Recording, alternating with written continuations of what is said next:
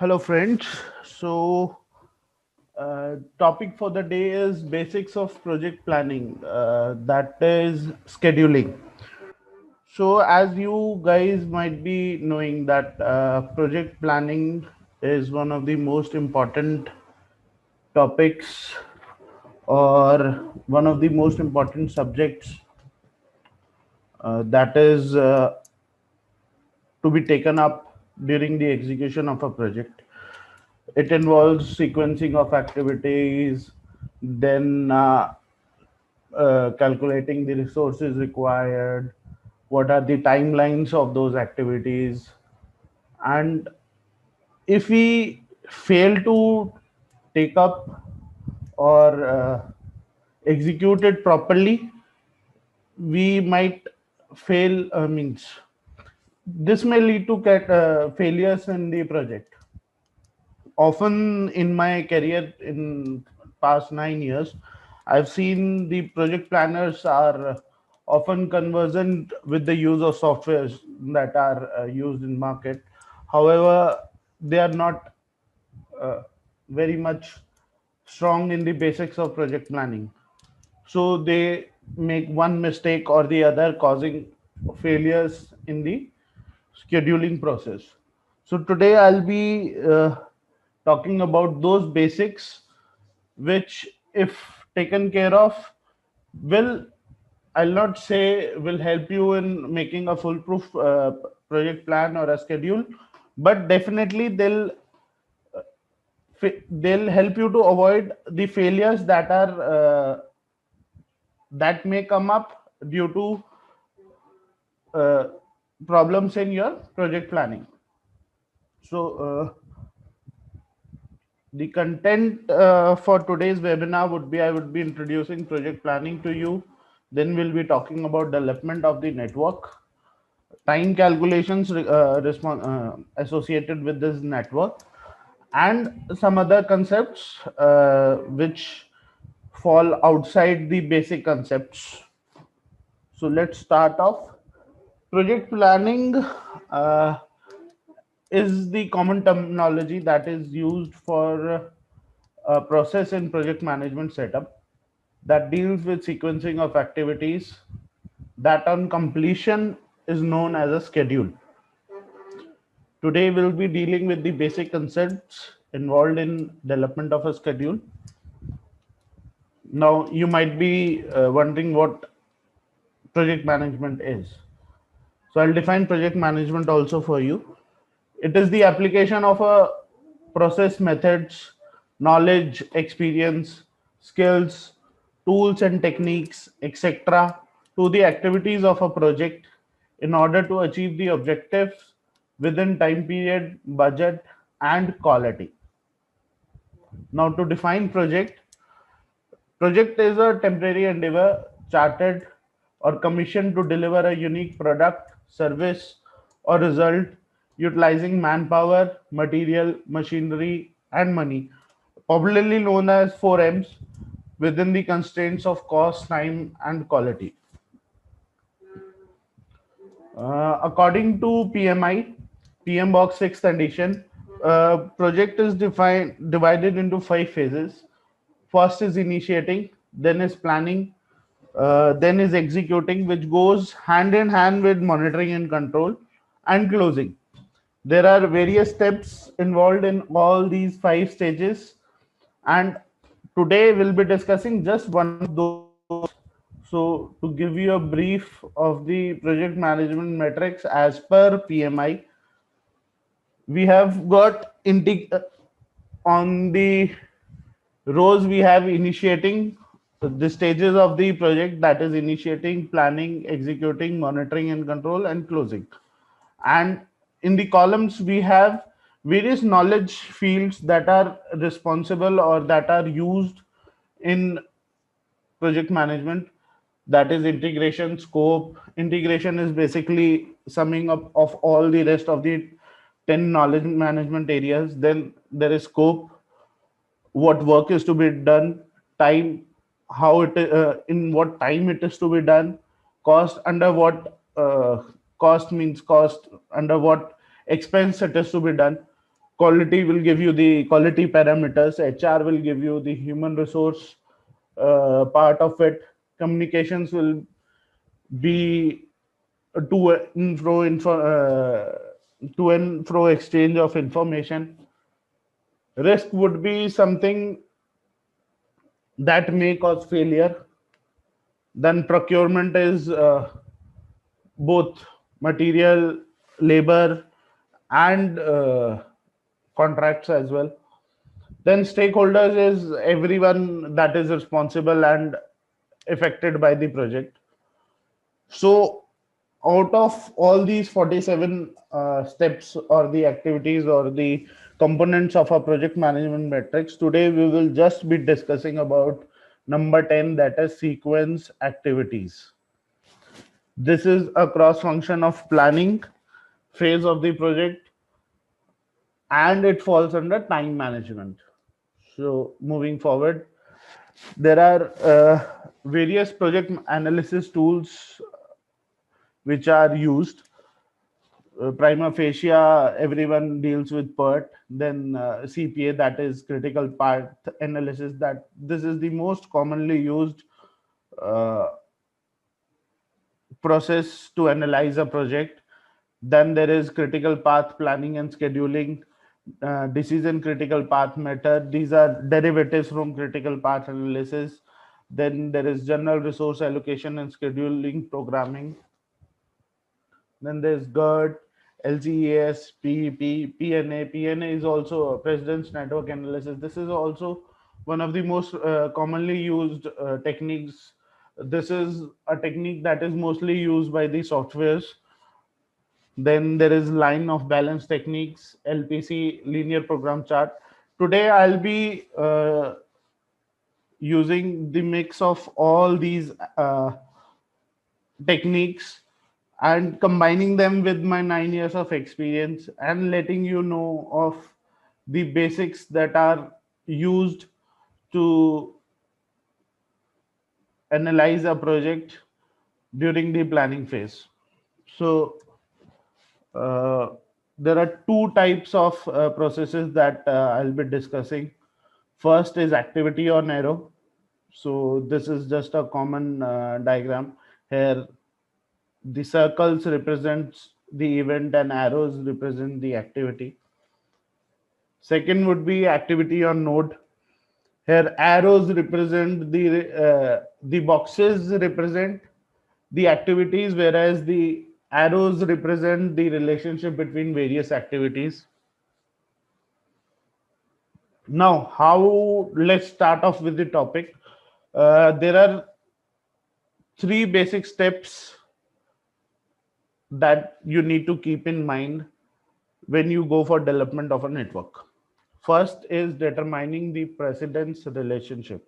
What does precedence relationship mean? Precedence relationship would mean what activity would follow which activity, and which activity will be depending on what all activities. This needs to be analyzed very carefully. There is no logic, there is only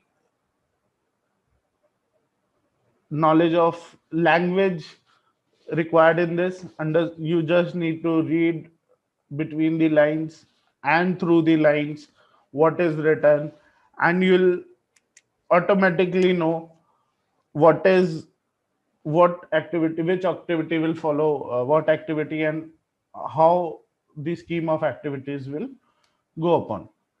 Second is determining the extent of interdependency. This is one of the few advanced steps which should follow. Interdependency basically means how activity A and B or B and C are related. For example, when we will be going to the advanced phase, if we go to the advanced stage, uh, today we'll be talking about only a finish to start concept we'll be talking about. That means activity A finishes and B starts. Interdependency means there is also a case that A starts and B starts simultaneously. or B starts 2 days after the start of A. Don't be means don't get confused by it. I'll go along and explain as we go on to the next part of the presentation. Then the last step is scheduling the flow of activities. Once you understand point number one and point number two, point number three will come automatically to you. So to explain these 3 points, let us take up one example. Firstly, we need to remember what are the elements of a network. So activity is the basic building block of a project. It is represented, we'll be talking about activity on arrow first. So it will be represented by an arrow. Event is marks the start or end of an activity. It will be represented by a circle. Network, the combination of various events and activities will form a network. Dummy activity will be represented by a dashed arrow. And one thing you need to remember is crossing of arrows, that is pipeline method. If there are two activities that are crossing, then you need to make a loop and then follow that activities. Numbering of events, foot rule method or functional rule, Fulkerson's rule. This I'll explain you in the next part. Then there is relationship between activities independent. If if they are independent, sequence, burst, they merge or they combine. This also I'll explain it to you as we go by. Let's take up an example to understand the concepts better. I hope everyone is comfortable as of now, and we'll discuss this example, and whole of the concept will be dependent upon this example, understanding of this example only. So let's start off. A activity A, here A, B, C, D represent activities. So A represents the start of the project. Then A is followed by activity B and C. Activity D starts on finish of activity B. Start of activity E is dependent upon completion of C and D. D precedes F and E precedes G. H succeeds G and I succeeds F. H and I both precede J. So first step is basically understanding, as I had mentioned 2 slides back. First step is determining the precedence relationship. Precedence relationship means what activity precedes which activity. So I have summarized this for you in the next. So let's start discussing it one by one. A represents the start of the project. That means A will not have any predecessor activity. There are two type of activities for any activity that we'll be discussing. One is predecessor.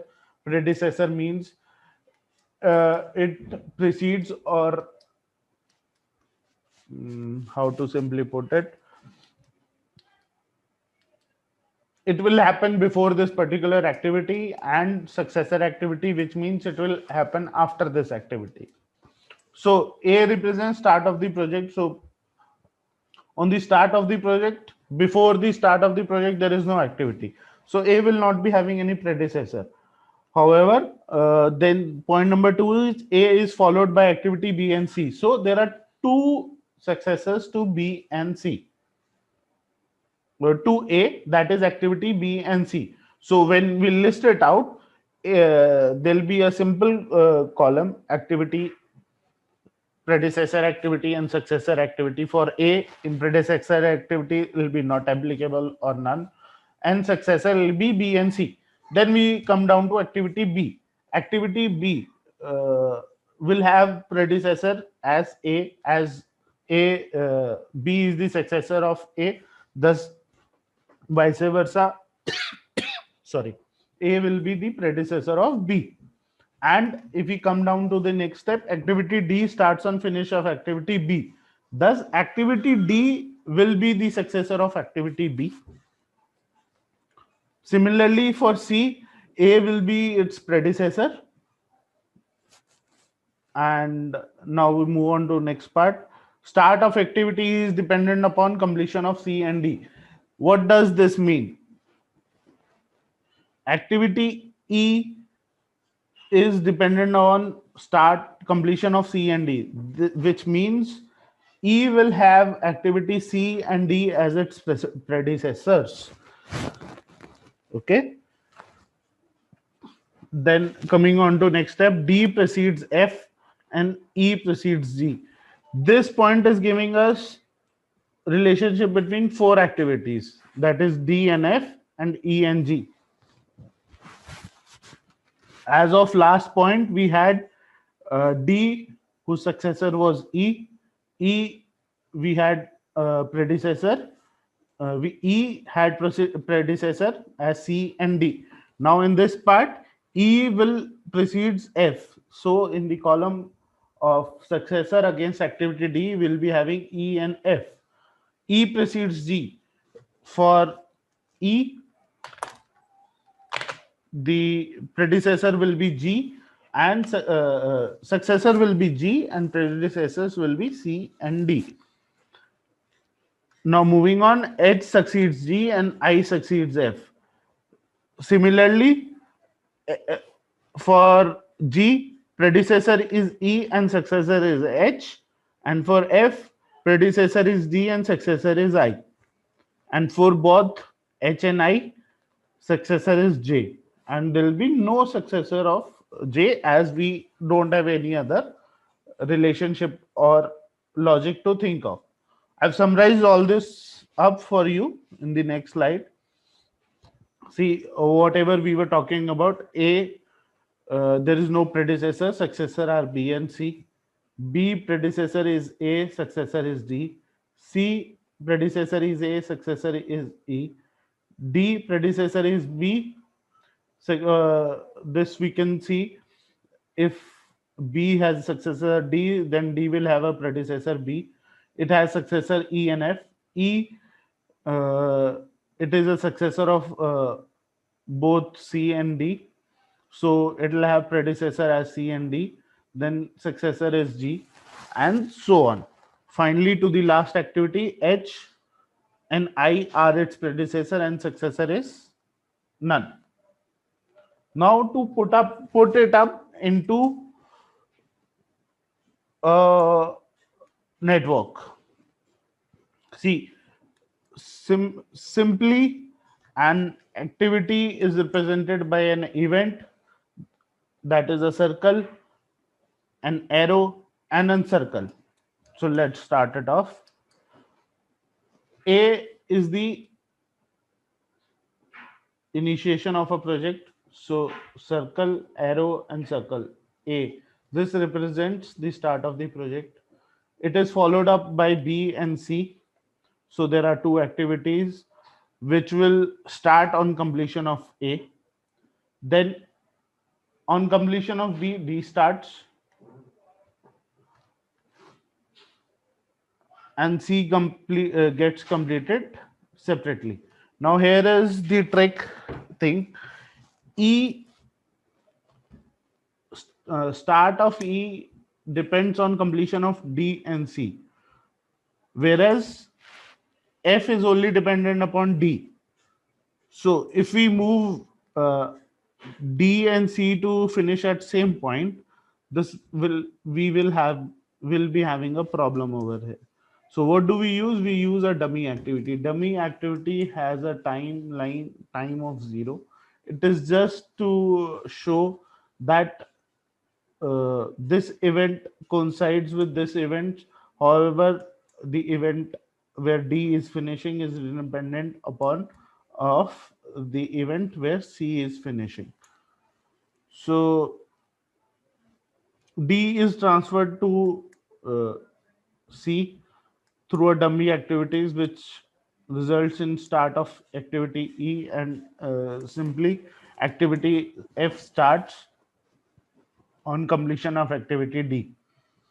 And as we move forward, G is dependent upon E, I is dependent upon F, H is dependent on H.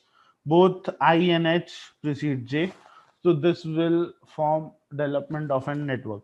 What we were talking about in the slides, determining the extent of interdependency, this can be understood over here from D, C, E, and F.